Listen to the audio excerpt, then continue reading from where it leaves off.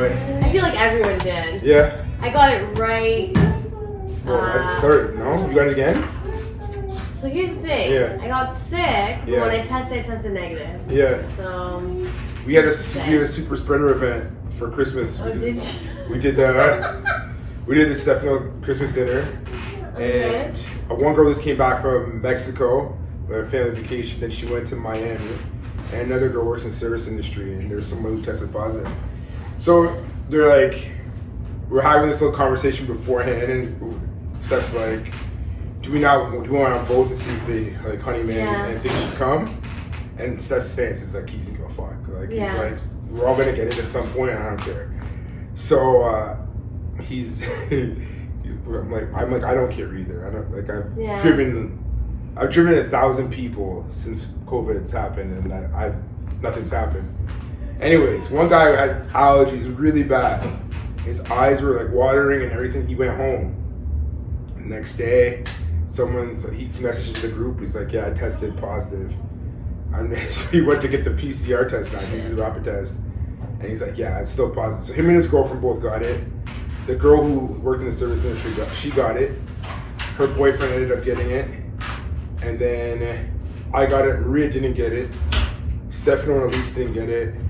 And his boy Nate and his girlfriend Marianne didn't get it. And then Greek Chris didn't get it. So, I mean, there's no rhyme or reason. Like, Sam was playing poker the other day and he didn't get it either. Sammy? Yeah, like his friend next to him. Have you met his wife? No. Why do you say it like that? They play music in there, eh? I don't think there's anything we can do about it. They rent the space too. I mean, we could use the other room. I want to use the other room for the kickback for the other podcast. It's recording now, isn't it? You're ready to rock whenever you are. What episode is this now? 8?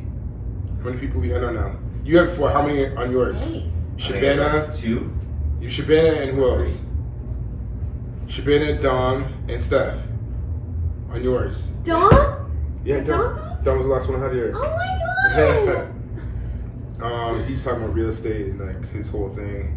And then I had Rob, Mac, Shabana. No, I said Shabana already. Yours, right? Mm-hmm. Rob, Mac, Liam. That's it. And then the kickback episode with Tashana and I don't know what episode this is anymore. That's fucked up. Anyways. Let's call it 7. Yeah, let's call it 7. 7 or 8. Yeah. Well, welcome to the Gentleman's Guidebook, episode 7/8. My guest today is a good friend, Joyce M. I won't say your last name. Last time Shabana got a little sketched out when I'm like, last name? She's like, well, nah. I'm like, okay, cool. Yeah. It was another friend I had on here. She just did it. She was... Okay. Joyce is a free spirit, free-minded, very, very warm person. She's the type of person you go in a room with, and she makes the whole room feel very happy. So I'm always glad to talk to you. One time for my friend. That's such a sweet intro. Oh, you know what? That's how I feel. That's how I feel. So what you been up to? How's life? Man, life is good. Yeah. Life is crazy. Yeah. I mean, we talked a little bit about this whole situation. Yeah. The 3rd/4th lockdown. God knows what. I'm just planning my getaway at this point. I find a lot of people doing that. I don't know if I told you, but I bought a school bus and I'm converting it into a home. What? Yeah. What kind of big one or a small one? It's a short bus, so it's got like 4 windows. Yeah. So it's like it was used as a handicapped school bus. Yeah. Yeah, so I'm like, insulation's in, floors are in, it's a work in progress, it's like a labor of love, and I have a couple guys that are helping me, but I'm like, that's the getaway plan. What was it? The inciting incident or the catalyst for this new venture? I mean, okay, earlier we were talking about the rat race and like what that looks like, and it's just, I've realized that I have a great job, I've got a pension, and it's just not lighting me up. Like, I'm not fulfilled. Yeah. I feel like if this pandemic, whatever you want to call it, has shown anything to people, it's that, like, what do you really want to do? What really lights you up, you know? And like, it's not something. So it's something just to find. Putting in the next 30 years to like cash out a pension is just not it for me. And the pension's not even be enough either. Yeah, like if we even get it. Yeah. So I want to travel. I want to, you know, see the world. I feel like I'm feeling kind of trapped in Toronto right now. I feel that's the same kind of vibe everyone's feeling. Yeah. Like the people I've been driving to and from the airport. Most people going to the airport are going for like extended stays. Yeah. Like 8 months in Atlanta or 6 months in Mexico. And I have friends in Mexico now. And you're gonna come on. Yeah. My best friend is like, I'm trying to expedite the process. I need to get out of here. Yeah. Like it's crazy that Mexico is the safe haven. Yeah, it is crazy. Yeah. Like people are fleeing here to go to Mexico. And now they're trying to like lock down their borders. They're more stringent now with letting you in. Yeah. Before you could just be like, I'm coming down here for 6 months. Exactly. And then be like, cool, come in. Now it's just need to see what the numbers are in terms of how many people have left. Yeah. And just not returned. Even there is a mass exodus the first time around, just people getting out of Toronto. Exactly. And now I'm finding people just want out of the country completely, which is fucking bonkers. I don't know. I can't make heads or tails of it. I can't go anywhere right now. But I'm definitely doing the same thing you're doing. It's like finding my happy place and what getting out of the rat race looks like for me.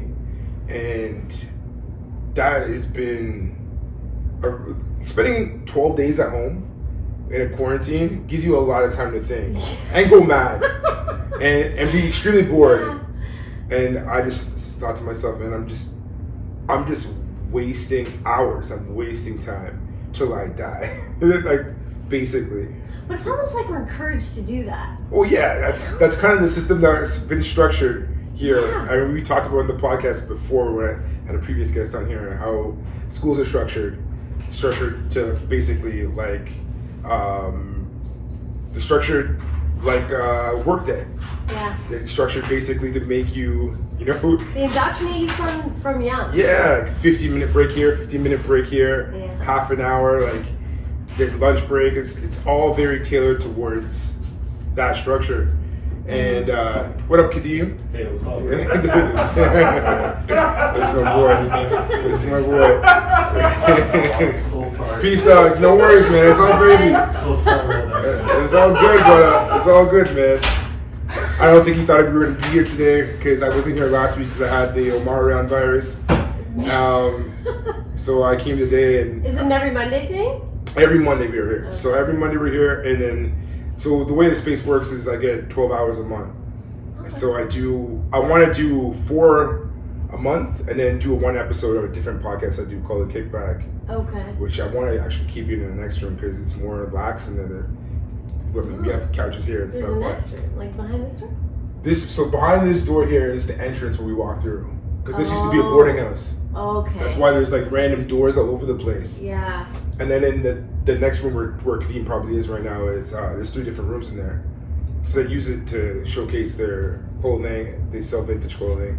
Oh. And they have like screenings and whatnot in here. I'm the only person that has this for this concept, cool. which is really cool. I kind of just fell into it. So this is like your happy place, Mark? Yes. I needed a place to do the podcast that wasn't my apartment. Yeah. And this is like the right price and it just the right vibe. Like I like the way this feels. It's very feng shuied up, Yeah. But to go back to what we were saying with the schools and whatnot, like how it's kind of tailored towards making you an automaton or a drone, whatever works best for you. And I don't know if you're familiar with this guy named the Wall Street Trapper. No. Okay, so the Wall Street Trapper was a guy who was in prison because he used to be a trapper in the streets, and his cellmate was a white dude who's like, you're doing this all wrong. And he's like, start reading this and this, and got him into stocks. And he came out, and he's huge now.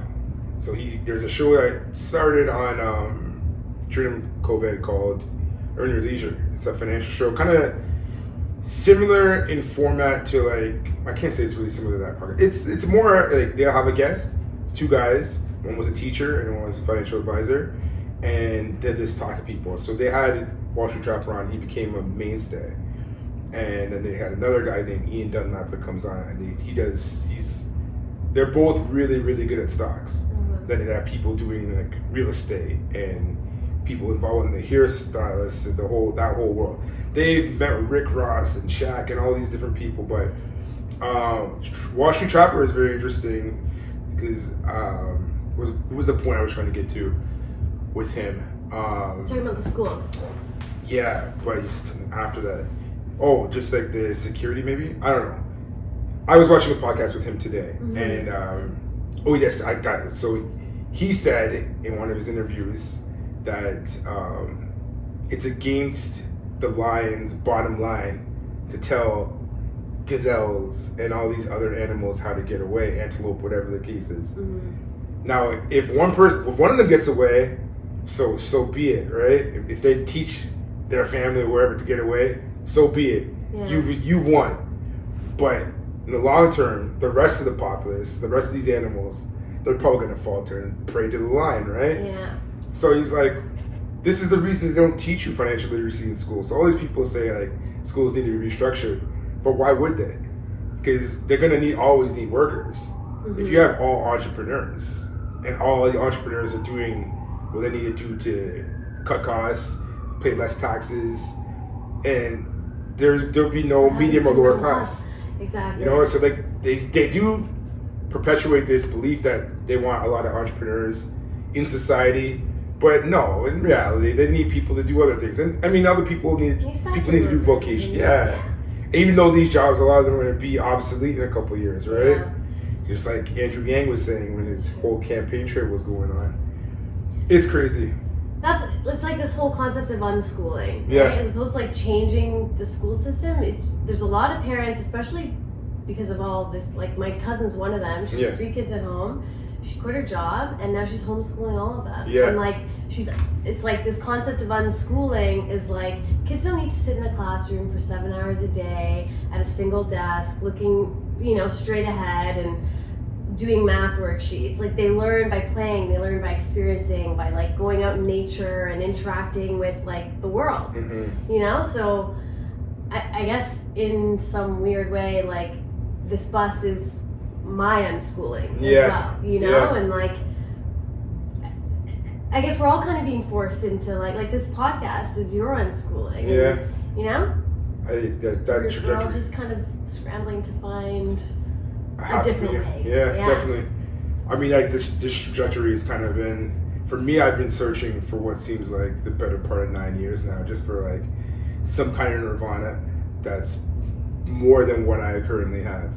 And along the way, I've met like great people like you and other friends that I've had along, and that profoundly have changed my viewpoint and how I go about things. So I always have to reinvent how my plan is going to work. Yeah. But yeah, it's always been a constant struggle to find exactly what works best in order to get me what I want in life. And what I ultimately want in life is just to be free to do what I want to do.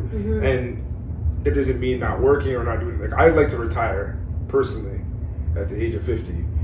And that doesn't mean I don't want to work. I still want to work. I just don't want to have to depend on working in order to I want to do something I enjoy doing. Yeah. So if it's like my friend right now coaches girls football, like soccer. Yeah. And he's like, I do this for the rest of my life. Like this is what I enjoy doing. I love doing this. But to other people, like that's not a job of esteem, right? Yeah. Like, people look at things that make you happy as not necessarily a profession that's to be adored or looked upon with some kind of esteem, basically. You know what I mean? And I think that's another one of these big things. Like I see a lot of my friends in high school, because I had a big group of friends and I still talk to most of them, and I see what some of them are doing, and they have all these nice 3-letter accreditations to their name and MD and CPP this and all this shit, and I'm like, that's nice, and I appreciate it, and I think all the power to you for putting the dedication for schooling and to be able to travel and work at your craft. But that's not my life. Like I don't know if I could ever stay in medical school for a long. My last guest or 2 guests ago, he was in medical school and he's like, nah, it wasn't for me. Even though he was really excelling at it. and get great grades. Like he could have done it, but he's like, this is not my path. And that's kind of the way it goes, right? Yeah. But a lot of people would stay in it, whether they enjoyed it or not, right? Yeah. Just because they excel at it. Yeah. But I think, and then there's those people that really just love it. Yeah, true. Yeah, you know, and those are the people that should be doing that. Like, yeah. Those are the people that should be teaching in schools because they'll probably, you know, enrich kids' lives in a way that your teacher who's there for the pension and the summer's off and, you know, just can't. But that seems to be like those are the kind of jobs that, you know, people fall back into.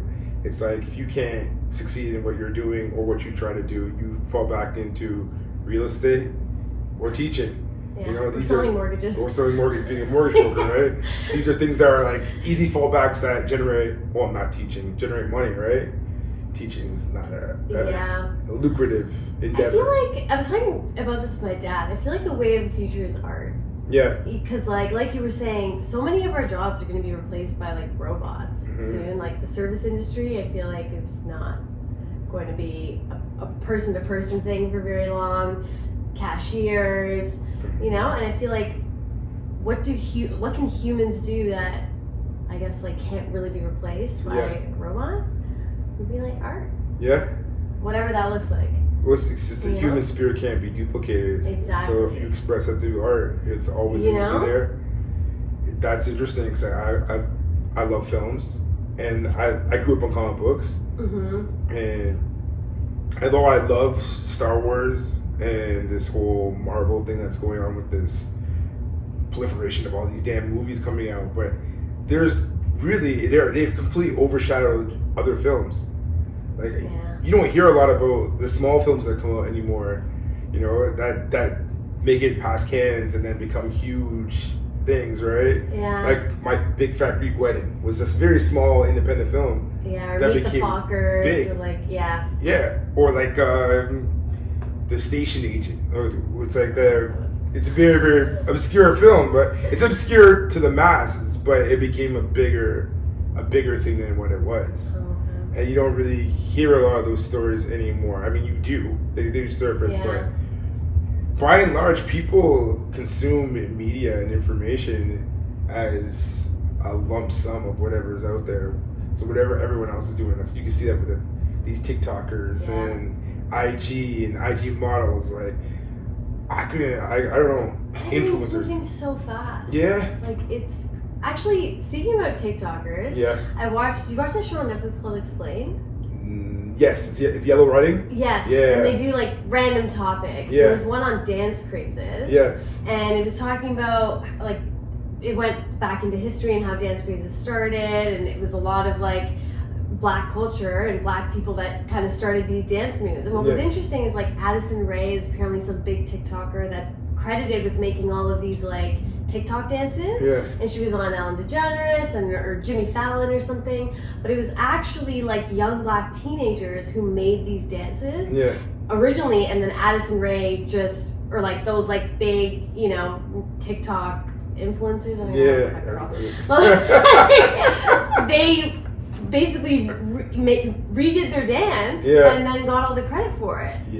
Yeah, and then these teenagers were like, "That's my dance. Like, it's cool that my dance is being done on Jimmy Fallon by like this white girl, but like, that's my dance." So then they actually went back and credited the teens. Like, then they were, I don't know if it was a legal thing that they did, but they were required to credit the actual, you know, artists that made the original dance. Yeah. And then those teens started getting some airtime on Jimmy Fallon and stuff, and they're like, my career took off. I was able to go and, you know, be a part of a music video, and all these opportunities came to me that like otherwise wouldn't have. Yeah. So it's just crazy that like that we live in this like fast-paced world where like anyone can be famous. Yeah. You know, like, and I could just take something from someone else and call it my own, and no one would be the wiser. Yeah. You know, until they are. Yeah. The famous fickle too. It's like one day you could be on top, and next minute you canceled. Right? You know what I mean? Everyone's getting canceled. Yeah. It's what like that was my biggest apprehension about even starting this back up again. It's like, cause I'm gonna speak freely, and I don't censor myself and I don't edit out things just for the benefit of making people feel good. Okay. I don't edit stuff out though. I mean, the talking at the beginning made me blow it out, but I don't the really. frizzy hair. Yeah, that part is I can set it out. That's all I'll post. Okay. But the discussion itself, I like to keep whole because that's the meat of the thing. Yeah. The content, the conversation that we have here, and people come in and they come and chop it up with me, is what is the biggest. It should be the biggest push or whatever the person's interested in, right? Yeah. So that's always been the goal. That I just kind of keep it the same and do it. But the cancel thing is just crazy, man. Like you could say one thing and you just like you're done. Like you know, not everybody's got the cachet of a Dave Chappelle to withstand being canceled, right? Yeah. You know. Dave Chappelle's badass though. Oh, he's super badass, man. It's because he's intelligent too, and that's the most difficult thing to do is to topple someone who's intelligent. Yeah. And people already know who he is from years of prior work. You can't now just try to like basically bamboozle everyone and be like, no, he's this thing now, just because he said some jokes that hurt some people's feelings. I don't know. I don't know. Yeah, since when can you cancel comedy? Yeah. Ever. Comedians say the most outlandish shit. That's the point. Yeah. Right? Like, that's the point. Yeah. But off of that, though, I want to ask you this, because, like, I think it's interesting that some of these comedians now have retroactively started apologizing for their previous work. Mm-hmm. What's your stance on that? Because I feel that if you're doing comedy or anything at a point in time, is it not a stamp of that particular time? Because that was the norm at that time. You mean people who are apologizing for shit they said like years ago? So like Eddie Murphy Delirious, for instance. He says a lot of stuff about gay people. Okay. And at the time, it was like, well, AIDS was new. And people, gay people being considered, in like popular, in the culture itself, was starting to be integrated, right? Whereas before, a lot of people were down low, right? Yeah. But now he's apologizing for the comments he's made on these things, and I'm like, dude, why? Like, I think if you're a politician, so let's take Trudeau and his blackface thing. Yeah. Happened years ago. He's a politician, you know? So, like, he needs to make a public apology for that and, you know, whatever. Yeah. Shake hands and, you know, make it go away. But as a comedian, no. Yeah, I feel like, and I kind of think it's a bitch move to do that. Yeah, like, I think so too. Like Kevin Hart, didn't they not let him... Oscars, right? And that he came out and he wasn't going to apologize at first. Yeah. And then in the end he did, and then didn't even host the Oscars. No, he didn't host the Oscars either. But he did apologize, right? He wouldn't apologize at the time, but then he went on like Sway in the Morning and Hot 97 and all these big radio shows, Power 105. And he would apologize on these radio shows because they'd ask him these pointed questions, right? Yeah. And it's one of those things where now your publicist is telling you what to do. Exactly. I think it's a public relations thing more than anything else. And that's why I respect Dave Chappelle. Yeah. Because, you know, I said what I said and it was funny and it stuck. Feel how you feel. Yeah, I feel how you feel, exactly. It doesn't have to land with everyone. Yeah. Like, that's comedy. Yeah. I think... I don't know. I think they're just trying to squash everything these days. It's really, I think live and let live. Within reason. I love how you say that because I believe that wholeheartedly as well. Yeah. Yeah. It's got to be that kind of situation because if you don't, everyone's just stepping on eggshells. Where's the stop? Yeah, it's like the Snowflake Generation. This is a new term that I've never heard this before. Let me hear this. So Snowflake is like, everyone's so sensitive. Yeah. Like, it's just so fragile, right? Like, anything you say can be, you know, offensive or, you know, people talk about like BLM, indigenous relations, like if I misgender someone, like these are all new things in this time, you know? Like my mom, if I introduce her to my, you know, non-binary friend that presents as more feminine, I don't even know to call identify them as they. These terms, yeah. Are people going to be offended by that? Like that's the snowflakiness of this generation. Yeah. And like, it's funny. I have my manager at work. He's an old man. He's Italian dude? No, he's from Africa. Okay. He's a year away from retirement. Okay. You know, and he runs this office of like 20, 30 people, and we do have some trans people in the office, and sometimes he misgenders them, and like it's not because it's malicious. Yeah. But like he tries, you know. Like, sometimes he'll send out emails, and because he gets called out, like they'll go and they'll be offended, and they'll threaten to like go to the union and write like a complaint and whatnot. So he'll write these emails, and it's just so funny because you'll see that he's trying. He's like, so they like he doesn't even use the pronouns, right? Like instead of saying like their caseload is going to be like they caseload is going to be covered by, because he's just trying so hard, and like the effort's there. Yeah. But this snowflakey thing is just like this assumption that when people, you know, make a comment out of turn, that it's malicious. Mm-hmm. When a lot of the time it's not. Yeah. And people are just trying to figure it out, you know? And it's a new concept. But I do think that the generation below us, like my daughter, I mean, they have this stuff down. Like, she's very aware about pronouns and like, just, you know, current events and how to kind of move around in the world without offending people or getting canceled. Mm-hmm. It's like something that they focus a lot on in school. Yeah. Which I don't know if that's a positive or negative thing. Yeah. I don't know what to make of it either, because like the gentleman you're talking about, the African person, and it's like, how do you unschool now, going off what you said now, your whole life? Exactly. Your entire lifespan, like everything you've learned in school up until this point, not to mention culturally, a lot of these binary terms are things that are in Africa. Like, it's not a regular North American society's adopted this pretty rapidly, but other places are very slow to draw, right? So then how do you now say that because somebody's got a brittle spirit, you have to now backtrack and 1 year before retirement, revamp your whole, re-educate yourself all over again. Yeah. But it's your responsibility now, which is that to me is, and you're at risk of bonkers. Like, you know, bonkers, being penalized very severely for not following suit. But it's like, I don't think people realize how big of a like shift that is. Yeah. Not just the way people talk, like in the way people speak to each other or communicate with each other, but like the way they think, the way they, you know, perceive others. It's like, it's completely out of a lot of people's just understanding. Yeah. You know? Like, even just to explain that, I keep thinking about my mom. Like, she'd be like, what? Like, she just wouldn't get it. Yeah. Like, you know? And that's, whose fault is that? Like, is that malicious? Is that intended to harm? I don't think so. No, I don't think so either. And it's strange because like, on one hand, it's like, okay, this is great.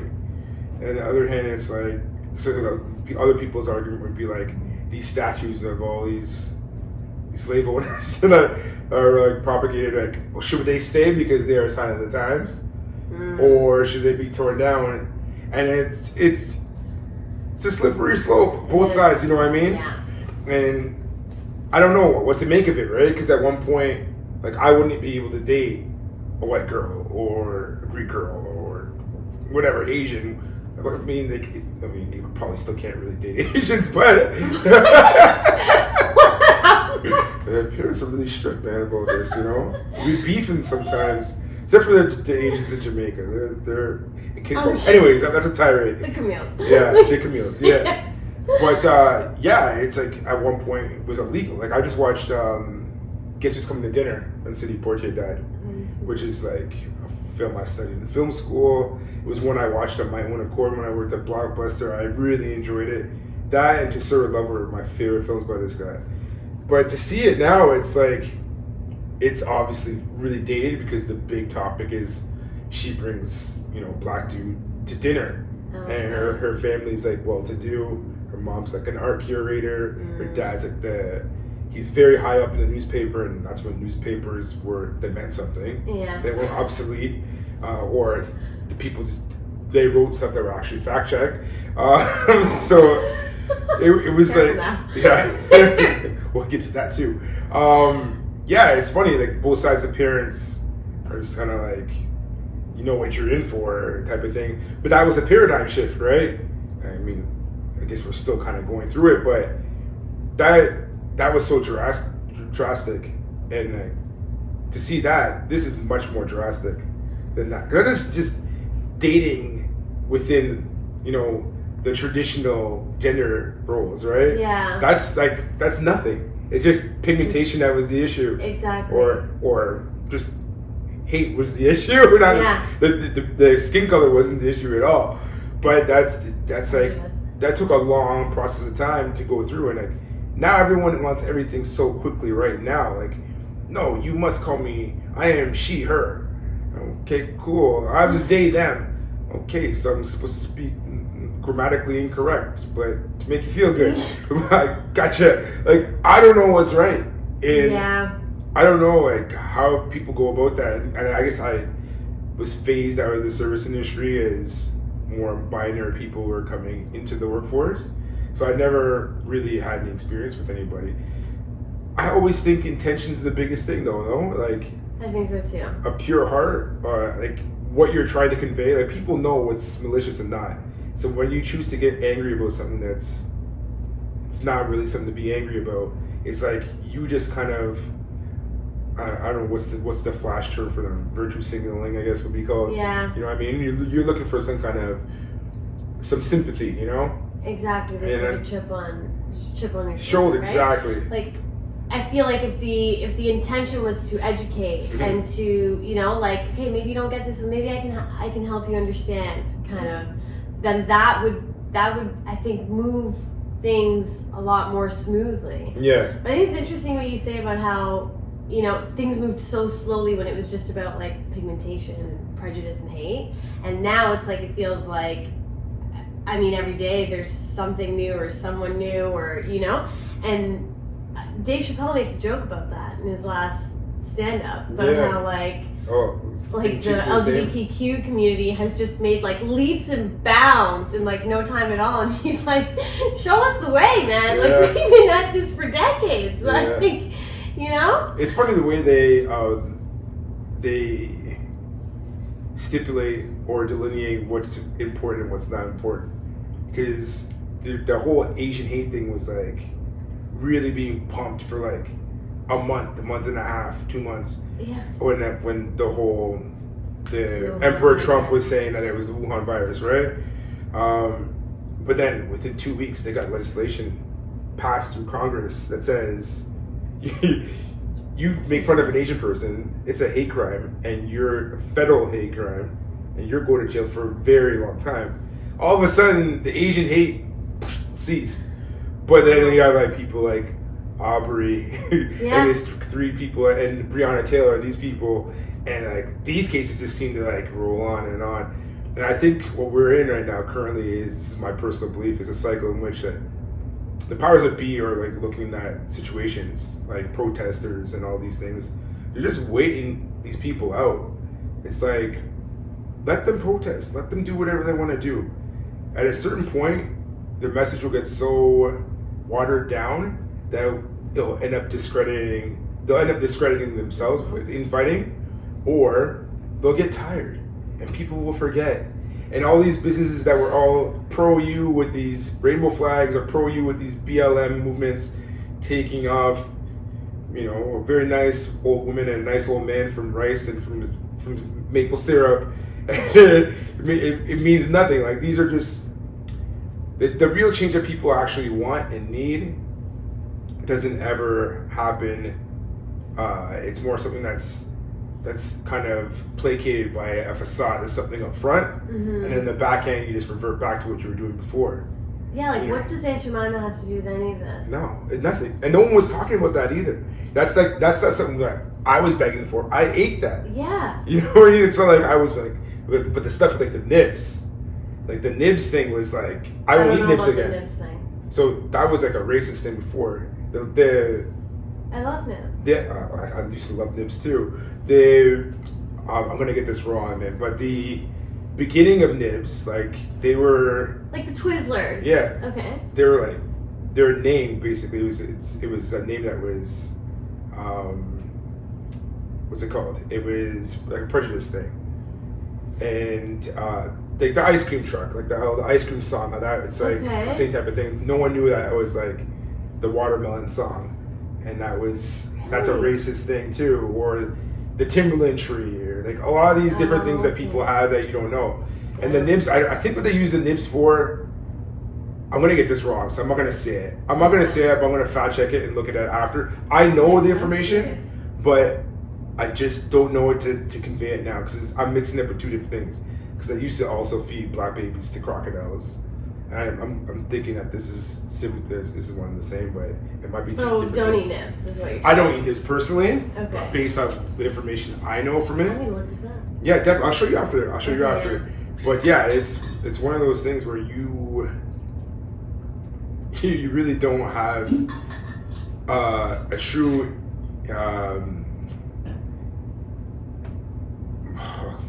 I hate gaps in the conversation. You don't have a cut. You don't. Yeah, you're supposed to cut this. I'm not cutting this. But you know how things start. Yes. When you don't know how things start, it's like you support like how things originated, where they came from. Yeah, they morph into other things, right? And the same thing with a lot of these companies is the same type of thing. That's true. So even I'm not gonna get into that. I was in the start talking about the whole opioid. Have you seen this show called Dope Sick? No, not Dope Sick. Oh, you gotta watch this. Okay, I'll watch it. It's on Netflix? It's not. It's on Disney Plus. Okay. But that's about the opioid epidemic and how all the things that took place in order for this rich family, in order to become richer, by making all these people addicted to drugs. Yeah. And it's like... I saw the other one on Netflix about... It was about the opioid crisis and how big pharma's involvement and yeah. So, question: how do you trust these medicines now that are coming out when these people are so implicitly involved in so many other nefarious things? I know. That's the question of like the last 3 years. I have no fucking clue. Like. Pfizer is like Google Pfizer. They were involved in that opioid. Yes. Johnson too. They have the highest payout for something like over $3 billion for fraud. For lying to And that's like a drop. It's like a drop exactly because they already amassed so much money. It's like, okay, take this little chunk, let me break you off a little something right here. Yeah. It's alarming, man, and it's made me like look towards a more holistic approach at what I eat, what I intake, like in terms of water, because you intake the food as well. Yeah, but, water especially. Yeah, health wise, like our tap water. Our tap water is trash. It is. There's a difference between my tap water, and this could be the pipes as well, right? Yeah. I live in an old building. The water at my place and the water at Maria's is like two diametrically different tasting things. And then you drink water at her sister's place. She lives up in like Wilson and wouldn't bother me now. She doesn't. Keelan Wilson. Fucking shit, man. I hate brain. I don't like saying the fart shit, but you know. I don't like the hiccups in my. Yeah, the hiccups. But yeah, man, it's fucking alarming, man. Because you don't know what to trust anymore. Because we don't have any stipulations or guidelines on even the food here. So when someone says organic, it's not necessarily organic. Yeah. There's no way of like in Europe they have it where they have to have these things. Yeah, I think the only way is to buy directly from farmers. Yeah. So like sometimes I'll go to the farmers market at St. Lawrence, but I've recently been like I'll buy organic from the grocery store even though it's more expensive, and it does taste way better. Yeah. Like your fruits are smaller. Yeah. But they're so much. They don't last as long either. They don't last as long, yeah.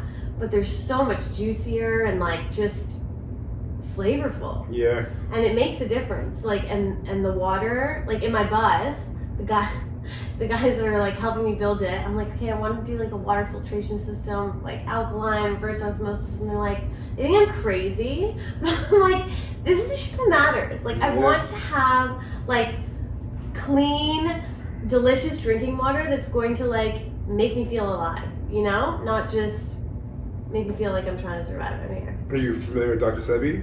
Yes. Yeah. He's Honduran, did you know? Huh? He's Honduran. Oh, really? I did not know that. Yeah. Is that your background? Don't you? Yeah. I'm half Honduran, half Persian. Oh, shit. I didn't know you had that aspect of you, too. Excuse me. Excuse me. Sebi's hondureño. Yeah. Okay. Yeah. Dr. Sebi's interesting.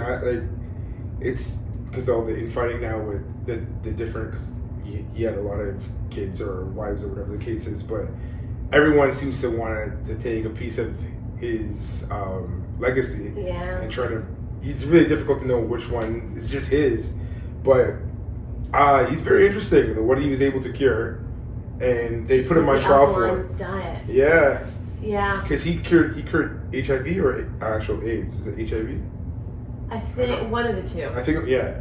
Because he's cured so many ailments. Yeah, and they brought him to court and they tried to try him, and he's like, nah, look at this. This is test results. They had it before, they don't have it now. Yeah. But that's one of these things you have to dig for. That's one of these big truths that people don't want to go out. It's just like, well, the money's not in the curing, the money is in the medicating and the treatment. Mm-hmm. You know, because you'll keep coming back for treatment. As long as they keep you just sick enough that you need them. Yeah. You know? Whoa, it just kind of popped into what was that show? He was a serial killer who traveled the world with this French girl from Quebec. Did you see that? Oh, this is. What's his name? It's not Bernardo. Not Bernardo. No, there was a great series on it on Netflix. Yeah. What do they do? They were serial killers? Yeah, it started out, they were like lovers, and he kind of got her into it, but basically they would go and meet tourists who were like out partying. He would drug them, and then he would keep them on this he would drug them, so he killed a few, but then sometimes he would bring them back and be like, oh, you got, he would make them believe that they just got sick at this party that they went to. And then the girl would be like, yeah, drink this, you'll feel better.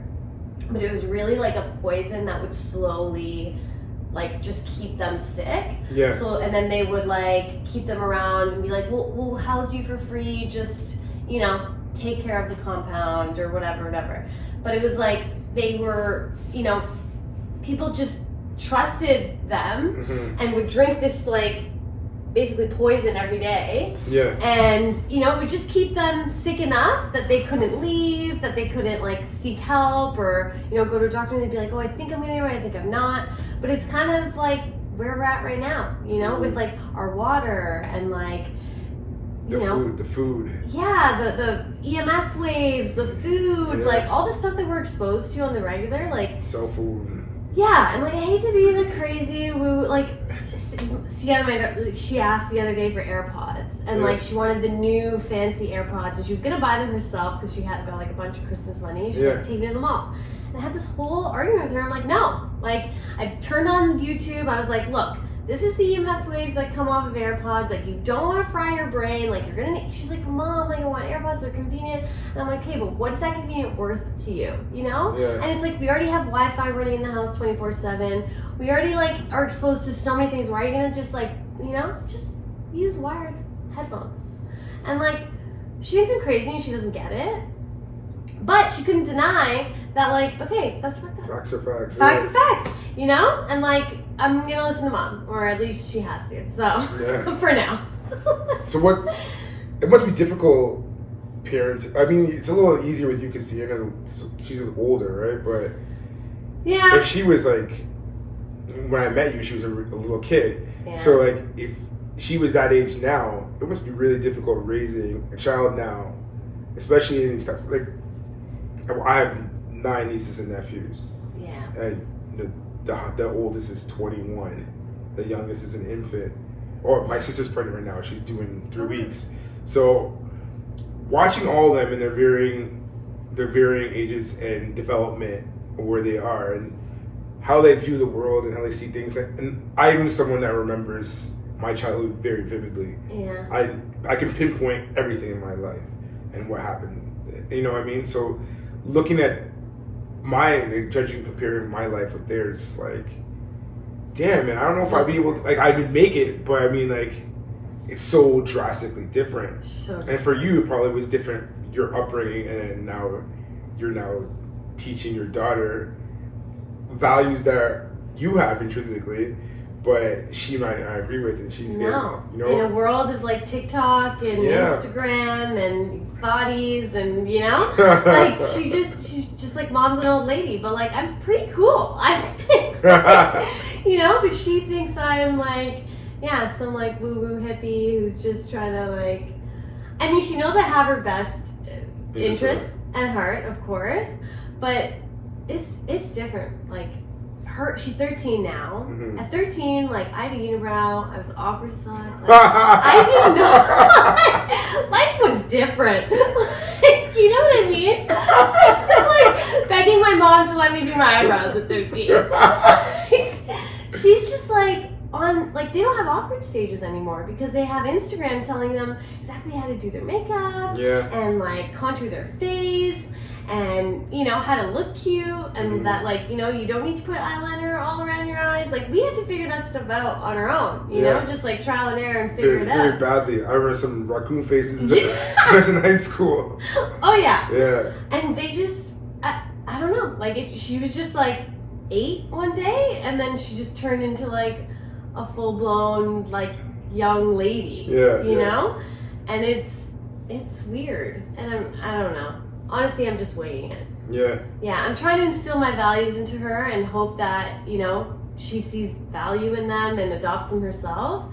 And I tell her, listen, when you're 18, you can make your own decisions. But for now, I'm making them for you. Yeah. And all I can hope is that, like, I, set a solid enough foundation that she'll be like, okay, maybe mom wasn't so crazy. Maybe she'll be an even bigger hippie than I am. It's funny that it's considered hippie to like have these beliefs in organic growing and holistic medicine and and all these it's so diametrically different from how I grew up, you know what I mean, and even my parents' generation, right, in the 60s, and like all these things are regular, you know what I mean, and now because of mass populations now and factory farming and all this. We need the food, right? And it's like, what do you do? Because people don't want to go and hunt for themselves. Like, I would love. I don't want to personally, but I'm going to, because it's like I don't see any other way to get something that I know is from the land. But then again, what's the land going to look like in the next couple of years? I see they already started to build that Elysium space station. I saw that. That's fucking. You know what's funny? Every single sci-fi movie I've loved growing up is now coming to fruition. The Matrix with the metaverse. People are buying. They're buying virtual land. It's completely bonkers to me. I don't understand the metaverse. I don't understand either. It's basically The Sims. Really? Yeah, these are virtual people, right? So people make money off of it? So I don't know. I'm not sure that the ways in which to make money, but people are benefiting off of it right now. I don't know how long it's going to last. It's very similar to NFTs in the fact that I have no knowledge of it whatsoever, and people seem to be making money off of it. But you have that, and then you have, which connects to like WALL-E, which the movies about they're making this a dumpster planet, and then traveling to space to be all hooked in and jacked in, just like the metaverse. And all these different corporations are now the ones that are like housing them in their overweight, obese bodies, and completely devoid of what their body should be or what their mind should be, right? Yeah. Which is like the Matrix, right? And the Terminator. You have all these drones now coming to life. You're getting drones delivering you pizza now, and like, it's crazy. They started to talk about putting tracking devices inside of medication. This is not mass produced. This is in theory, or I guess they're testing it now. But to make sure like older people are taking their medicines. And it goes inside of you. Yes. So you watch all these things, right? So I grew up watching these things. These were fictional to me. They were like, I've loved science fiction my whole life. Yeah. These things were like they were so out of the realm of possibility to me. If for you to tell me that a human being would be hooked up like a battery in like 1999 when the movie came out, I'm looking at that like, like smartphones just came out. Like the iPhone's not even out yet in 1999. You know what I mean? Their cell phone is like old school, the Matrix. Big block. And to have that to like now, where everything is just like this change in technological movement has been about like a 10-year process at the very, very most. Because as early as 2005. BlackBerry Bold was still a thing in 2005. You know what I mean? The MTV and Much Music were actual video shows with music on them at that time. Yeah. So much of life was so much different. And then just like at the speed of life just went crap, like light speed. And I love the people who talk about things ending up for the better, but I don't see any of that where I look in society right now. Anything going to be better from all this proliferation of I think when people things. say better, they mean convenient. Yes. And I think that is bred from comfort. Yeah, and laziness. Yeah. Quite frankly. It's not like, is convenient really better? Yeah. Like, what's wrong with taking the time to, plant a seed and watch it grow and harvest that plant and then cook a meal, and feed your family? Yeah. I think that is better. I think we've become so disconnected, you're right, that like we're literally living the sci-fi movies that you watched as a kid. Yeah. And it's like we don't even value, taking a walk outside, or like cooking meals just takes too long, so we Uber Eats everything. Yeah. And like even I am like pulled into that all the time. Like I just had a sub. Yeah. Just had a sub. Well, like you can make that. I could have made food at home. I could have made food at home. You know can make a sub. And I'm like, I could have actually went and cooked. I like, mind you, I was doing a lot of my own personal development things at home prior to doing this, but even by that, like, you still need sustenance. So the fact that work trumps sustenance and it's not I'm getting paid for anything, it's like, that's fucked up. Because I ended up having to pay for something that I could have bought probably a massive amount of those ingredients that I used for that one sub. Exactly. And I could have made many subs, you know what I mean? But the convenience. In the long term, you'll pay for it as well. Exactly. And that's what I was telling Sienna with the AirPods. It's like, right, yes, I get it's convenient. And you probably won't, affect you on the day to day. But long term, what's the effect? We don't know. Like this technology has just come out. Yeah. We don't know. It's like what's happening in the world right now. Like people act like they know where we're headed with like, oh, do vaccines are being free. We don't know. Yeah. Like that's the truth. Yeah. Let's call it what it is. But what we do know is that the earth is plentiful, nature takes care of us, and if we like hook into that and plug into that a little more, we feel good. Yeah. I mean, I feel good. I want to switch gears, but before I do, I want to ask you, or maybe just tell you to check this out on YouTube. It's the show is called Aftermath.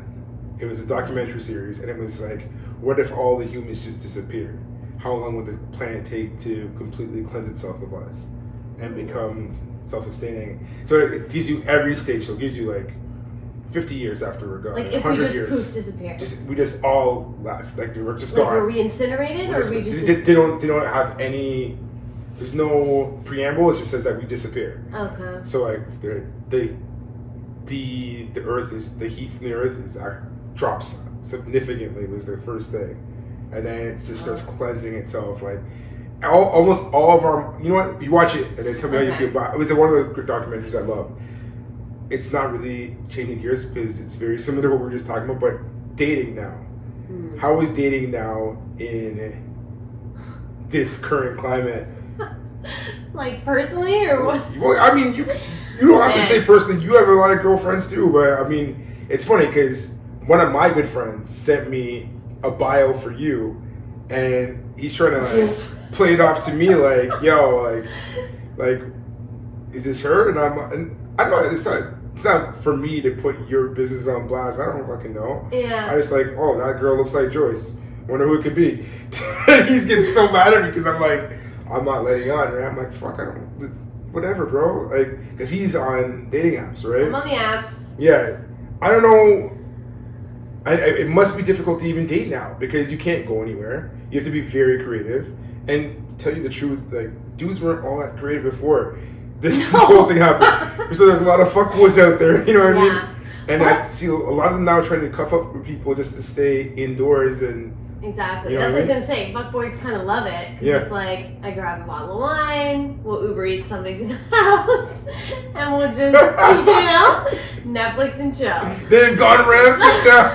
Exactly. It's like, McDonald's is a good meal now. Yeah. Dating. So, the dating pool for me has gotten extremely small. I hate to hear that. Because, I know. Unpopular opinion, I don't want to date anyone that's vaccinated. Yeah. I'm looking for something long term. Mm-hmm. Like I just said, we don't know what the long term effects are. People think it's like silly, and it's something I believe that is harmful, and I don't want that shit in my bloodline. I'm gonna keep it real. I also don't want that shit inside me. Yeah. You know? So that's what, maybe 50% of the population. I just maybe half of that are men. I just keyed into that double entendre. I don't want that shit inside of me. That might be the label of this fucking episode. Yeah, I get you. So, yeah. And I didn't want to mention it. I want you to be the one to mention it. But that was the incubus for the reason why he was sending me this information, because he saw the bio. And when it said that in the bio, he's like, yo, is she for real? So how serious are you about? I'm dead serious. Bro. Yeah. That's why it's on there. And it seems like a dick move. I get that, but it's just like, I don't know. Yeah, it matters to me. It matters to me. I mean, you got like a 10% dating pool now. Yeah, it's tiny. Because they're trying to get everybody. They want the 100% mark. Yeah, and I met a lot of great guys who are like, oh, well, I did it just to make my life convenient. And I respect that. Like, I'm not saying, I don't want friends or whatever, but in terms of, a lifelong partner, that's a deal breaker for me. Yeah. So, the pool is, fucking tight. Yeah, 10%. 10% of the population of Canada. And then, I tend to find that, the guys that have that quality, aren't vaccinated, I guess this is something we spoke about, maybe not as masculine as I would like my man to be. And that's also very interesting, because on the very first podcast we talked about toxic masculinity, and Liam had actually looked it up, what the traits were. He's like, dude, majority of these, I think there were 6 traits, 6 or 7. He's like, majority of these traits I have. And I said, bro, that's been my understanding. I didn't do a very good job of articulating what I was thinking. Okay. But rewatching the video, which has been a painstaking part of this whole process, rewatching myself in these conversations with people. I can't even think about watching myself. I'm just trying to pretend camera. Yeah. Yeah, but a lot of those traits were considered things that would be, it'd be advantageous for a person, and I don't know. Masculine traits. Yes, a lot. and I don't know the traits right now to say them offhand. I kind of wish our fact checker was actually here today. He's not here today. No. But they're just like the I always come up with these. This is the same thing I did the first episode. I come up with these like archaic fucking examples that sound fucking crazy, like ordering for a woman or something like that. But that's not what I mean. I just mean like there's very distinct gender roles, right? And I did a survey when I was working at 2 bars ago at one of these bars I worked at with all the women. I love your surveys. Yeah, because I was writing a blog at the time, right? And I wanted to see what was attractive to women. And I just finished reading Joe Navarro's book, What's Everybody Saying on Body Language. I read a book on eye contact. I read a book on posture. And these are just things I read in my spare time because I love to read. Or more, I love information. I really don't like reading, but I just read because I love information. There's a lot of these traits that I would look to before in order to make myself more attractive to the opposite sex. But now it's like not those particular traits I just mentioned have you, but a lot of these traits now are looked upon as toxic. And I'm like being self-sufficient. That was one of the ones Liam said. That's not looked upon as you're not emotionally available or open if you're completely self-sufficient. And it's like, come on, man. I read a book. It is called The Way of the Superior Man. I was going to mention that. Great book. That book is like, you can only be offended by that book if you have a brittle spirit, I feel. It's like, it's a very, very heavy read. And I don't mean heavy as in it's dense, but subject matter is such a paradigm shift in terms of the way you think. And people can say whatever they want to say about this toxic masculinity shit. Women are attractive to assertive, strong, independent, self-assured men. That's always going to be a thing. And if you're someone that's interested in someone who's more, small testicles, I say that because that's a thing that's happening now. It's like testicles are shrinking. Yes, this is a thing. Oh my god, the amount of shit we go, like these podcasts could literally last 2 hours. You know what I mean? Because I watch so many podcasts and I read so much information, and it's not me like the most amount of. I'm gonna completely go off my track, so keep me in the line. When I wake up in the morning, I look at Instagram for dance and new music because that's the only energy I have for the fuckery that goes on social media. Yeah. After I post my 1 or 2 videos, I'm done with social media. Like if somebody messages me, I'll return their message, but I'm not looking at their shit. I don't want to hear what you have to say. I don't care if you're pro-vax, anti-vax. I don't give a fuck. I don't want to hear anymore because I just seen this whole cycle where people posted all these things, all these different protests, and all these different things happen, and nothing has happened. Yeah. There's nothing that's happened. There's nothing of substance that's happened from Black Lives Matter. There's nothing of substance that's happened from, other than them getting legislature passed, Asian Lives Matter, and all these different things. Only thing that I see people winning is people who are non-binary and heterosexual, homosexual, or lesbian, right? And that's fine. Whatever, you're winning. Keep running the race. I'm all for it. Do your shit. But I'm finding that a lot of these things, the powers that be are just kind of waiting shit out.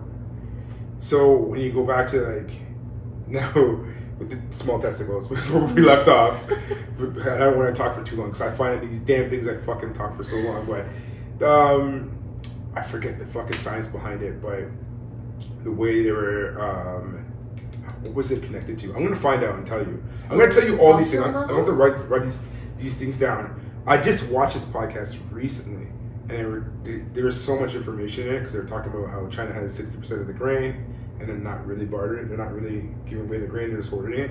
And they were talking about testicle size in men now because they're population control. And I don't think it's as big as like a full-on conspiracy or anything like that, but I do think like you'd be very, not misinformed, but what's the word I'm looking for? Naive to think that, you know, people that have means aren't looking at the people who don't have means and thinking, how can we manipulate the system in order for the populace to move one way or the next? Mm-hmm. And the best example of that would be like brick and mortar stores. You know, the biggest thing I've seen from this whole pandemic thing is that a lot of people's hard businesses that they've earned, that they've worked towards, and have been around for years, are now going belly up. But the Amazons and the Walmarts of the world that were just convenient and comfortable are still progressing, where Jeff Bezos is out here looking like Pitbull in these streets. You know what I mean? It's like, dude, what are we doing? What are we doing here? Is it now so inconvenient to even go to the grocery store, much less eat from the grocery store? Right? These are things, people go to Walmart all the fucking time, and like, general stores aren't a thing anymore. Yeah. You know, and at the start of this pandemic, they started doing this 15-minute city, which is something they implemented in France, where you should be able to get everything that's essential to your day-to-day living within a 15-minute walk of your community. And I drive around the city constantly. There's not a lot of communities in the city. Like, people don't talk to each other like they used to talk to each other. There are some pockets, but I feel like these condos have fucking ruined everything. Because when you live in these boxes, you're shoestringing. You're in these boxes. You don't converse with everybody. I know everyone that lives on my floor in my apartment complex, and that's a rarity. It is. I feel like my community, my community, like St. Lawrence, it's very much that 15-minute community. It is. Yeah, you can get everything within 15 minutes, and like, so unrelated, but I feel like having a dog kind of forces you to get to know your community. Like, I know a lot of the people in the community just because they know my dog. Yeah. You know? And like, want to come say hi. But it's true, it's a rarity. And a lot of people, like my brother will come down from Whitby and we'll be walking together, we'll walk the dog, and everyone stops and says hi, and I'm like, oh, hey, whatever. He's like, don't you hate that? Like, why? Like, you literally have to say hi to every person that passes you. And it's like, when I first moved to the city, it was a bit of it was different, I'll say. And I was like, oh my God, we're so, like, when you live in the suburbs, like, you have your picket fence, and there's like there's you don't cross the line, this is my space, you're over there. We don't go to our neighbors and like say hello or communicate and connect. But when I think about, like, we're getting so off the small testicles topic, but I'm not going to be able to expound on that right now because I don't have the facts. I'm not going to put anything on here. I want to go back to that. I will definitely find it for you, and then we can talk about it because it was. It's going to fucking come across really crazy, but it was an episode of Joe Rogan, the latest Joe Rogan. His guest said it, and then I looked it up and fact checked it. So I don't know exactly what the information was, but what you're saying is very, very interesting because when I grew up in a small town, I grew up in Oshawa, and for me, saying hello to everybody is quite regular. Like, people look like, I dated a girl who grew up in Ajax, which is very similar to Oshawa, just smaller, and she thought I was bonkers the way we go for a walk along the water, I say hi to everybody, unless if I feel that you have a dark spirit. I know I sound really esoteric right now, but you can tell when people aren't willing to speak to you. It's the same way when I drive. I know if people get in the car, if they want to speak. Yeah. I'm fine leaving them alone. But if you want to talk to me, we can talk. You know what I mean? And coming to the city now, it's like, I've lived in a lot of cities. This city, where I live, is not. I guess it is kind of like that. But if you look at like places like downtown, you still get these looks, right? Yeah. If you even talk to people, I've lived in BC, I've lived in Alberta, and very different experiences. BC is very much a everyone hello type of thing. Really? That's just the way. Every place I've stayed in there has been like that. Like, people are very friendly and forward. But I don't know. I guess it all depends on the person too. I think it's really funny your brother would be like that because like, I guess Markham is different. You guys grew up in Markham, right? We grew up in Markham, yeah. Yeah, and now he's in Whitby, and Whitby is more the speed of saying hello to everyone. But yeah, who knows, man? That 15-minute community thing is just like, it's gone. It's like not a real thing. And going back to the masculinity talks about, I want to hear your views on the toxic I've got masculinity. views. Yeah, I want to hear. I've got views. I know I kind of tyranned us all the way over here. So when you were talking about how you could manipulate the masses and, you know, in terms of population control, I think, I mean, it might sound, I guess, conspiracy theory-ish. Yeah. I'm just going to label this whole episode conspiracy theory throughout. But, like, this, like what we were talking about earlier, you know, I don't want to be vulgar, but like, oh, we swear here all the time. Fuck, shit, dickhead. No, it's like the pussification of men, yeah. You know? Like, this, like, watering down of what it is to be feminine and what it is to be masculine, and like kind of moving it to the center. That so in David Data's book, in The Way of the Superior Man, he talks like how about polarity and how you need polarity in order for there to be magnetism and passion and attraction. And this is something that like same-sex couples like understand, right? So like there's like gay couples, there's a top, there's a bottom. Like in lesbian couples, there's like a femme and a butch, right? There's like this polarity in the energy that they bring to the relationship. And I mean, going back to dating, I find that, you know, in my day-to-day, I take on a bit more of a masculine role because I'm a single mom. I kind of, you know, I'm self-sufficient, I'm independent, and so I guess that comes off as more masculine. So sometimes I sit down with myself and I'm like, do I attract feminine men? Like, is this a me thing? But straight up, now we're just getting... No, that's funny, man. That's funny. I'm going to tell you my opinion in a second. I would love to know your opinion. Yeah.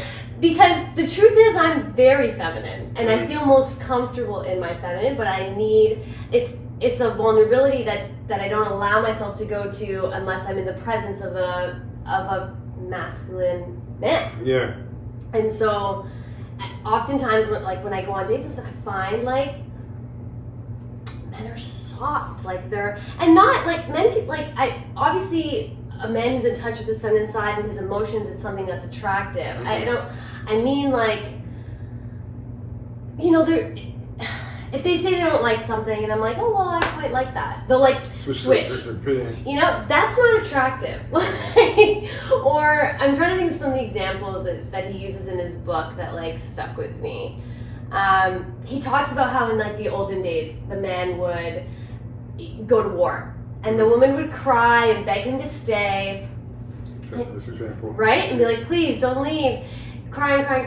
But the man, you know, the man who's not empowered or you know, in his masculine, if he says, okay, maybe I'll stay for you, he's gonna think that he's doing the right thing and that he's doing what she wants, but all you're showing that woman is that she can't trust you now. Yeah. Because you had a mission and you had something, you know, like you had a goal to complete and you just veered off course because I asked you to stay. Yeah. Like what's attractive is that you're going, sure, I can cry and miss you, but you know, you're pursuing your goal, your personal legend, if we're talking about The Alchemist, you know, whatever you want to call it. That's a trustworthy man. That's someone I can, you know, now relax into my feminine around because they're in their masculine. Yeah. And if in the dating world, I know it's not impossible. I know he's out there. Damn, is he hard to find? There's many of them out there. Oh, for sure. They make it like it's like, oh, there's not a lot of these people left. And I used to say the same thing. I used to say the same thing. It's like constantly first I'm going to tell you when I get back, you do not come across as someone that, you very much come across as someone who's very feminine, who's got a lot of feminine energy. I don't see you, even not knowing you as a person. Like there's people that I've met there's people we've worked with that we both know that have very masculine energies. And for me, it doesn't really work because what's the point of having two men? For me personally. Yeah, so it's, I mean, I find those guys are they want to be pleasing, and that's the reason why they do these things. So when you have it's the same. Your example is the same. So if the example used from the book, the man going to war, and if he stays now, the same thing with the man who flip flops on his own convictions. It's the convictions. It's the conviction and your assertion to actually go through with what you said you're going to do. Yeah. Because if you're not willing to go through with what you say you're going to do, and it's something that you yourself have put into place, then what makes her feel like you're going to go through with things you have together when you say you're going to do it? Yeah. Like things that are so arbitrary as, can you bring me milk on the way home? Is like becomes such a big argument. The reason it becomes such a big issue is because if you say you're going to do something, you should fucking do it. You know what I mean? And that's another, a lot of these books I read when I was single to be more attracted to the opposite sex, and I've talked on here before about how much I watch Sex in the City and all this, and see these different archetypes of men and how people view different archetypes of men. I've read a lot of shit on all of this. I've read a lot of shit on a lot of shit, but even like, for instance, The Game, Neil Strauss, the whole pickup artist movement, right? Which is basically just bamboozling women and putting wool over their eyes in order to, look here, quickly, look over here now, quickly. Oh, now this is gone. Look at, I just pulled a coin out of your ear. Isn't that fucking cool? Like, this whole nagging and to minor insults to come across as funny and coy or playful. All this shit is like, they all have a place for a certain type of person. Like if you wanted a person that's easily fooled by trickery, magic tricks, bright color hats and clothing and these kind of things, you're going to end up with the exact type of person who's attracted to those kind of things, which is usually a dummy person. How magic tricks are not something that builds a lasting relationship.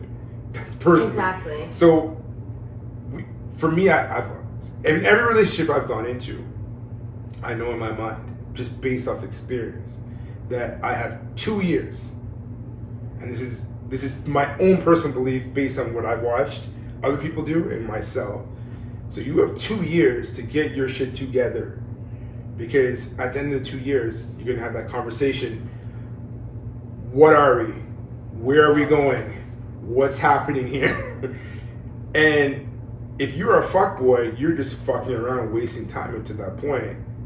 For me, I know even in my current relationship, it's like that point it just came, but we're both working towards a goal so we can work together. And it's my duty to myself, not only to myself, but for my relationship, to go through with the goals I have in mind. So I'm a person who likes to try a lot of new things constantly. But if I'm constantly trying new things and not finishing them, what does that say about me as a man? Yeah. And that's not a good trait, because that to me is toxic.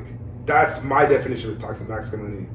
Like saying you're gonna do something and not following through is a big thing that's not good. And posture and all these other things that I've read about, eye contact, they all go with the same thing. Because a person that's unwilling to, it's very difficult to lock eyes with somebody and talk to them. It's very, very difficult, especially if you're a timid person, right? It's very difficult to even stand up straight because we're so used to slouching now. It's become a way of life. Yeah.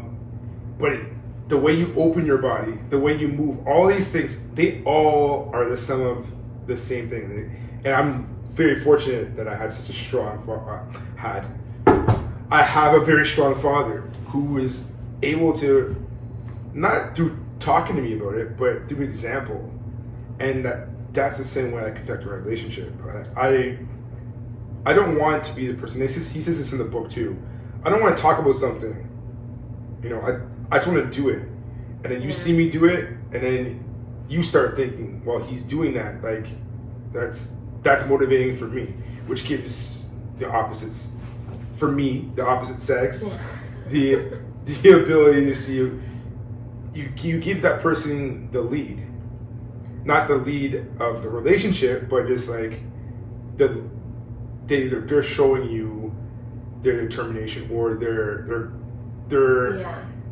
focused on attaining a goal. You can trust them to lead. Yes. You know? And it's the same thing in ballroom dancing. When I did ballroom dancing, I was very flimsy when we're doing these dances, like, because you want to be soft for the lady, but no, you need to be firm. Your hand on the back has got to be firm. Your hand on their hand pushing. When you're pushing, it's got to be firm. When I was dancing, when I was doing, my girlfriend was leading me, and that's not the way it's supposed to be. Like, traditionally, it's not supposed to be like that. I feel like we're gonna have a lot of these conversations, me and you, Cameron, today. But yeah, this is like, I know I'm talking for way too long, but this is like a lot of the same type of thing. You know what I mean? Yeah. I don't ever think that you ever people who look at women and think that okay, well, like she's too strong for me, just means that personally that they're too weak. That's my personal. If you're interested in somebody, it's like, say someone wants to come to you and try to pick you up, which doesn't ever happen anymore because people don't want to talk, which is another issue all by itself. But if they're trying to pick you up and they're serious, they should be able to persevere if they can find that there's a spark of attraction there. If there's no attraction, they think they're creeping, they're giving you subtle hints that this is not a thing. Yeah. Then exit, right? Betty White just died. I love Betty White. I've loved Betty White my whole life. I probably would have married Betty White up until she was 80. Oh my god. Yeah, I love Betty White. My favorite Golden Girl. Since I was a kid, I love Betty White. All right? And the man she ended up marrying was he's a game show host. And he tried to marry her for a full year. And they were doing their thing. She doesn't say that, but it's implied that they were doing their thing every time she came to New York or he came to LA, that they were, getting down, right? So, but they weren't exclusive. No, well, they weren't exclusive because they weren't really dating because they live on two opposite coasts, right? But he was always giving her the ring and trying to marry her, and he kept at it. And that's something that used to be like wooing a person used to be something that was that process. Courting someone and pursuing them. It used to be something that was favorable. Well, I don't know what the dating world looks like now, but even before, for me as a child, it wasn't favorable because it was you were too accessible. Now it's like you're the simp. Yes. Right? It's like, okay, well, like, whatever, man. Like, he's always there. Let me go for the bad boy who's not there type of thing. Yeah. Which got me thinking, like, nice guys finish last. I want to know deep down what that really meant. So I got a whole theory on this. And I know a lot of the women that watch this, a lot of them are only looking to this portion of the Gentleman's Guidebook. But yeah, it's interesting. The whole dating world is very interesting. The way all these things react, because it's a full cycle. That's why I love Nipsey Hussle and I talk about it frequently.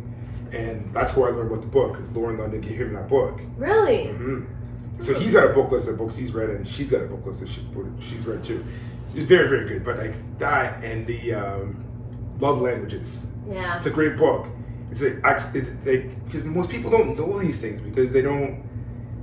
People are really, really adverse to explore the inner workings of them.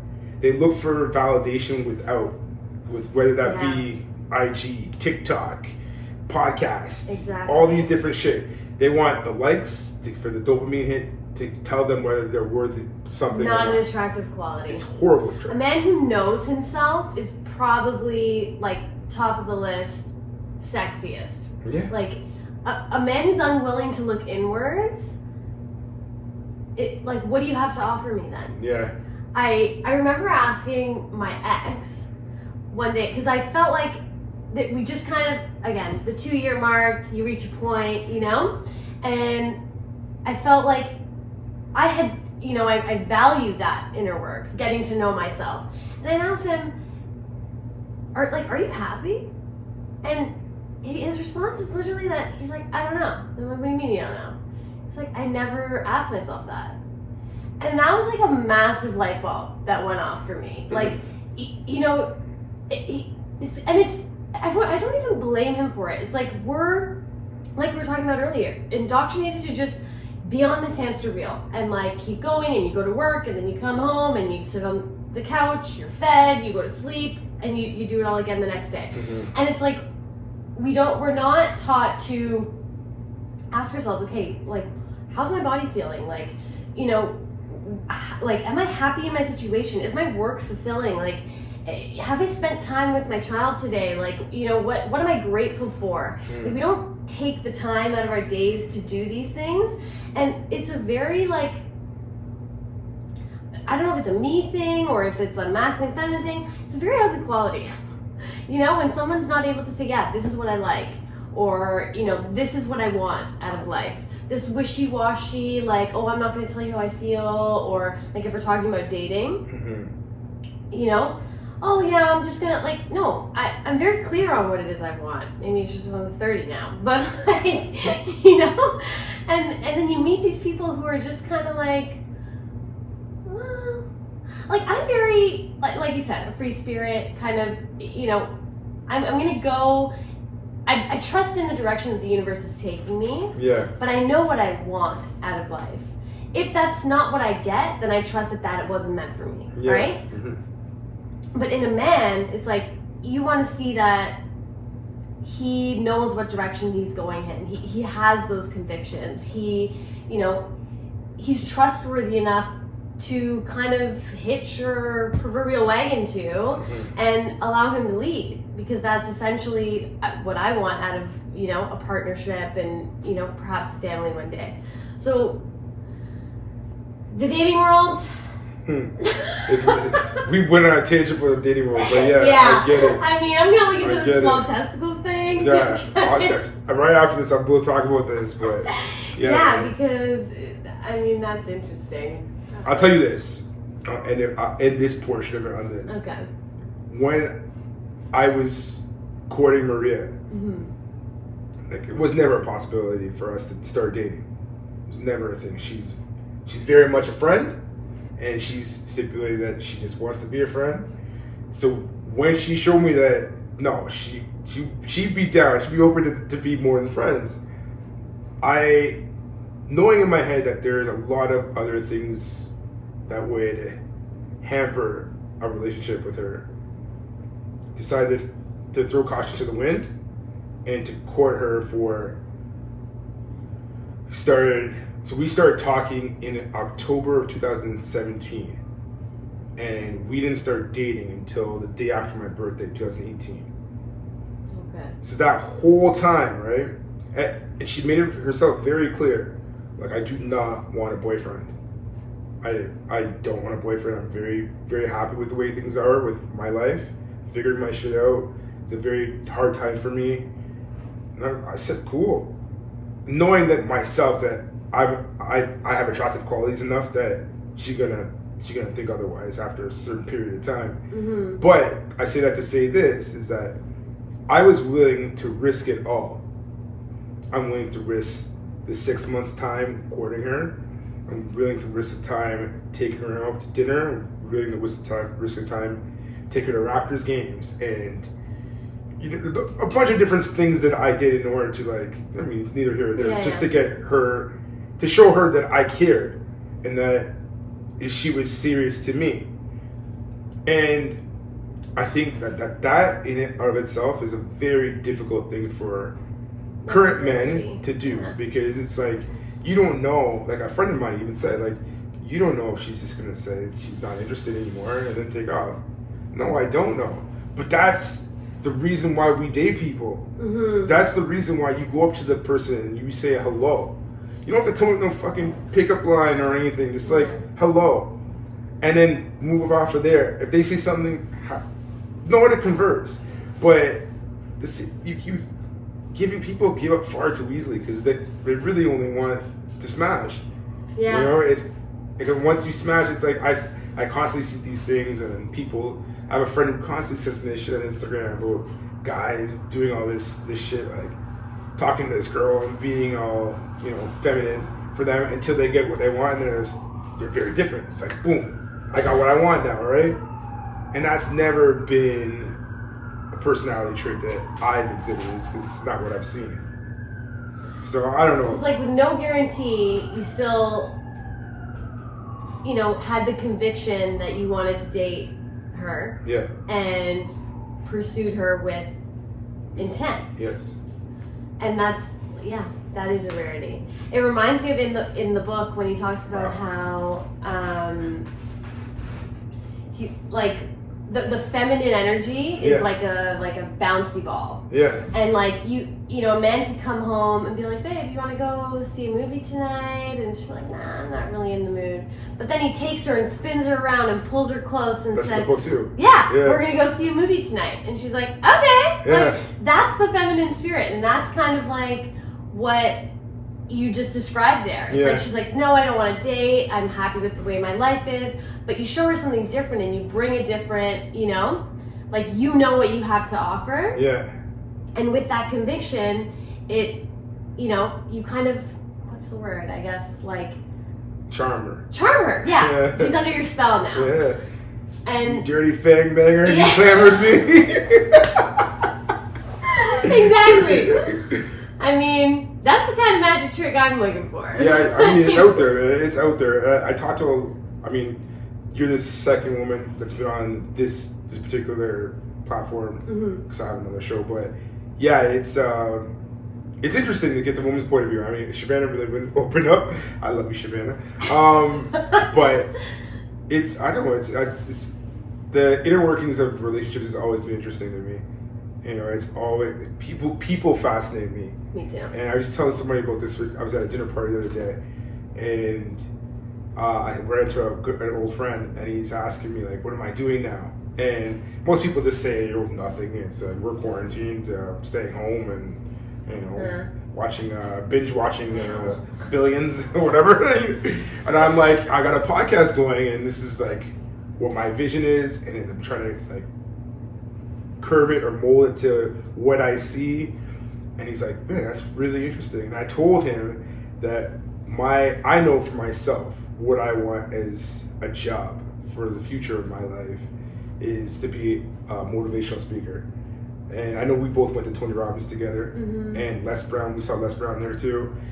I just find so much value, like Wall Street Trapper and all these other people I mentioned, and this whole platform thing too, is like I find so much value in watching people have long form conversations and be able, something's outside, and people being able to get, even if you even get like a nugget or like a one piece of information that sticks with you, then I've done my job successfully.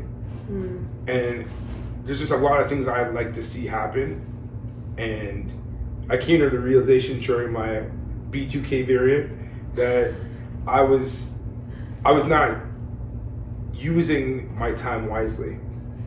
And although I have all these great ideas and I read all these books, what am I actually executing? It's like knowledge with the It's like knowledge with the absence of wisdom.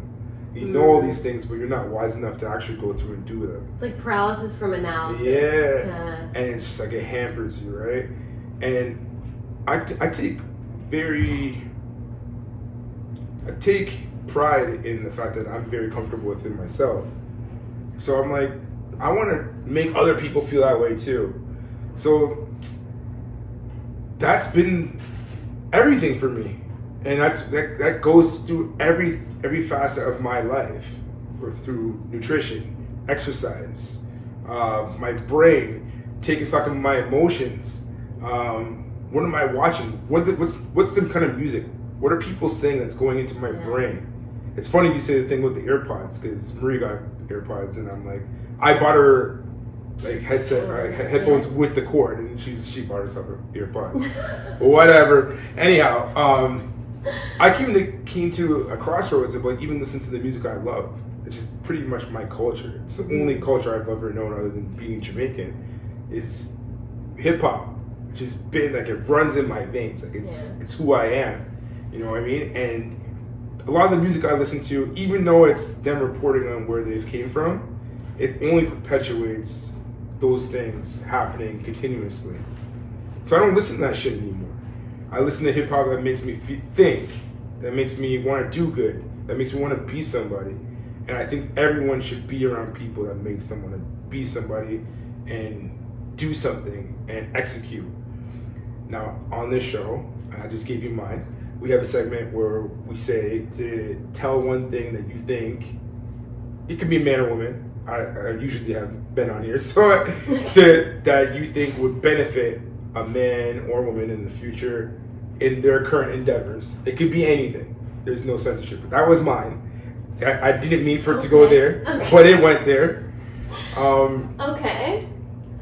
You can think about it for a second. General statement? Yeah, you don't have to think about it on the spot. While you're thinking about it, as the book of the week, this is As a Man Thinketh, So Is He. My dad gave me this book when I was 12 years old and told me to read it. And I didn't read it because it didn't make any sense to me. When I moved to British Columbia to go to school, I took this book with me, and I actually lost my dad's original copy of the book. It took me a very long time to find this book, and then I found it again, read it, and I read it every year. And this is about the power of thinking. And when you think of something, I know people say it's kind of esoteric, when you think of something, you can manifest it. And that all comes with belief. You have to believe in yourself and your convictions, which is kind of where we've gone today. I can't believe it's been an hour and a half. But yes, this book will definitely help you into finding your path, your nirvana, whatever goal you have in mind, this is the way to get there. And now you're up. Now me, okay. Well, besides manifesting, which is not esoteric, it's an absolutely real thing. I agree, but in our current climate, people think that what we think is bonkers. Fair. Well, maybe not for long. Yeah. I think I'm just going to speak from my own experience. Yeah, do your thing. From all this COVID crazy, there was a point maybe last year, early 2021, late 2020, that I just felt super scared, really. Like I had all these ideas of what the world was going to look like, which a lot of them are coming to fruition now, so apologize to your conspiracy theorist friends. But I realized that like the ideas that I had for my future were coming from a place of fear. Mm-hmm. And that in and of itself was, we're talking about manifesting is like the things that you think about, you manifest. Yeah. So what I've, kind of made more of an effort to do is put myself around people and places that feed my soul. Yeah. So as much as it feels like the whole world is just a bunch of crazies that like don't see clearly, I've managed to find a whole like new friend group. Like just through like I was working at a restaurant, somebody came in, she wasn't wearing a mask and refused to put one on. And her and I, she's like one of my best friends now. Oh, you're friends with her? Yeah, literally. I'm gonna go see her after this today. We like just connect, know, and so she brought me to these like ecstatic dances where people kind of, get ecstatic and then just move through shit that's going on in their bodies. And I've been to one of these. It's very cool. Mm-hmm. It was like super kind of woo-woo weird when I got there, yeah. But some people like do shrooms and like just like microdose and stuff just to kind of get there. But it was such an incredible experience, and through that I met a whole bunch of other people. Through the building of my bus, something that like I had a million and one reasons why it wasn't going to work out. Mm-hmm. And then literally, like I didn't even tell you the story there, but long story short, I went to buy the bus, and it was something I had been thinking about for a while. Camille and I were supposed to take this trip. I didn't end up going. I stayed here, and that kind of pushed me to like, fuck it, I'm just going to go. I have no place to park a bus. I live in the city. Yeah. I have no like handy skills. I've watched a bunch of videos on how to build a bus. Yeah. So I'm like, oh, well, maybe on YouTube, maybe I can do it. I go, long story short, the guy that I end up buying the bus from, these two young guys around my age, they're trying to start a conversion company and to convert buses into mobile homes. Mm-hmm. And, you know, I say, okay, I'm going to buy it. They're like, well, where are you going to? I'm like, I'm going to figure it out. Like, I had a friend's place that I could park it at. I have, like, my aunt and uncle that have tools that I could use. And I'm like, I'm just going to kind of struggle bus until I figure it out. Yeah. Before I even get home, they call me and offer to help me with my build. They're like, we're trying to do this conversion company. Really like your energy. We want to do this build for you. And, you know, they asked me to videotape it, document it so that they could use the footage and like the end product as a kind of promotion marketing thing. Yeah. So it's like, on what planet does, you know, something like that happen? Unless you manifest it. Yeah. You know what I mean? I went there, I'm like, I just had this vision of me traveling and, you know, this beautiful work of art that I've made somehow out of thin air. The point A to point B, it didn't work out, but it just worked out itself. Yeah. You know? And so then I met two other incredible people who have connected me to, you know, other people who have bought buses from them and converted them. And so now I'm like, I've created this whole kind of network of individuals, which I feel like I've done all my life. Like you were saying, we have so many incredible friends, even just the way we met. You know? Definitely. And that group of people, it's like, I think that's my gift, is just finding kindred spirits in people and connecting with them and you know, going through this crazy journey of life together. And like, even just doing something like this is so awesome. I've never been on a podcast where like can't even look at the camera. But I guess that's a long-winded way of saying, like, you know, put yourself in spaces and, you know, places with people that I guess match you, you know, like that have the same values, that have the same, you know, principles and beliefs, because it can feel so lonely sometimes when you're kind of like an outside thinker, or, you know, like you said, people think we're kind of a little out there. And like a lot of as many friends as I've made, I've also lost many friends. But like, that's okay, because I'm just making way for, you know, what's really meant to be mine in this life. So we gotta do this again. We do. That was so much fun. This is like, I love all the guests I've had, and I've had a great time, but this has been like seamless. It didn't feel like we were actually on a podcast, even though we're talking to the camera times. Just felt like I said at the beginning, right? We just bookended it. She's got good vibes, and when she comes into a room, she makes everything comfortable. This has been a very comfortable experience for myself. Me too, Mark. I appreciate you came and talked to me and chatted up with me today, and I really would like to have you back another time very soon. Continue this and keep going before you head out on the magic school bus. Yeah. And actually, so the name is a work in progress. Yeah. What do you think of Unschooling? I don't like it. Okay. You gotta rework that one. Anyways, we sign out. This is it, Gentleman's Guidebook, episode 7-ish. See you next week.